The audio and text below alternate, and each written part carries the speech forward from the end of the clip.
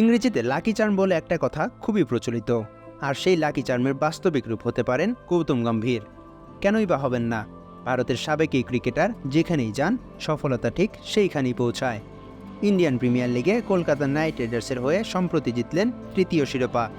তাই এবার ভারতের প্রধান কোচ হতে আগ্রহ প্রকাশ করলেন লাকি চার্ম গম্ভীর।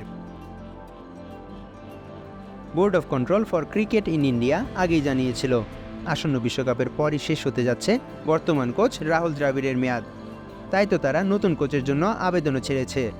যদিও বিসিসিআই 2 ভিনদেশি কোচকে রাজি করানোর চেষ্টা করেছিল, তবে অস্ট্রেলিয়ান কিংবদন্তি রিকি পন্টিং এবং জাস্টিন ল্যাঙ্গার উভয়ই সেই প্রস্তাব ফিরিয়ে দিয়েছেন। চা মানে লাইফটা ভরপুর, চা মানে ইস্পাহানি মির্জাপুর। তারা ভারতের সাথে আগামী 2027 ওয়ানডে বিশ্বকাপ পর্যন্ত থাকতে রাজি নয়। আর কলকাতার হয়ে তৃতীয় শিরোপা জেতার পর সবার চোখ এখন গৌতম গম্ভীরের দিকে। আবেদনের মেয়াদ যতই শেষ হয়ে আসছে, গম্ভীরের কোচ হওয়ার সম্ভাবনা ততই স্পষ্ট হচ্ছে। বিসিসিআই সেক্রেটারি জয় শাহের সাম্প্রতিক বিবৃতি সেই সম্ভাবনাকে আরও জোর দিচ্ছে। এই বিষয়ে জয় শাহ বলেন, আমাদের এমন একজন কোচ প্রয়োজন যিনি আমাদের ঘরোয়া ক্রিকেট সম্পর্কে ভালো জ্ঞান রাখেন, যার ফলে তিনি জাতীয় দলকেও আরও সফলতা এনে দিতে পারবেন। গৌতম গম্ভীর 2022 সালেও মেন্টরিং করেছিলেন লখনৌ সুপার জায়ান্টসের। তার মেন্টরিংয়েই পরপর 2 বার প্লে অফে খেলে লখনৌ।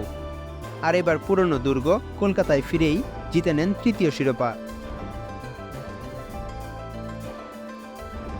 বিসিসিআই তাকে প্রধান কোচের প্রস্তাব দিলে তিনি এতে বেশ আগ্রহ প্রকাশ করেন। আগামী রবিবার বোর্ড কর্মকর্তাদের সাথে তার মিটিংয়ে বসার কথা রয়েছে। তবে এই পদক্ষেপ নেওয়ার আগে তিনি কলকাতা নাইট রাইডার্সের অন্যতম কর্ণধার শাহরুখ খানের সাথে পরিকল্পনা সারতে চান। কেননা তার কলকাতায় ফেরার পিছনে গুরুত্বপূর্ণ ভূমিকা রেখেছেন বলিউডের এই সুপারস্টার। শাহরুখ খানও তাকে খালি চেক দিয়ে প্রস্তাব দিয়েছেন অন্তত আগামী দশকের জন্য কলকাতায় থেকে যাওয়ার। সফলতা যেন অপেক্ষা করছে শুধু তার জন্যেই। কোথায় গিয়ে তিনি আবারও পরবেন সাফল্যের মুকুট, এখন সময়ই বলে দেবে গৌতম গম্ভীরের পরবর্তী গন্তব্য।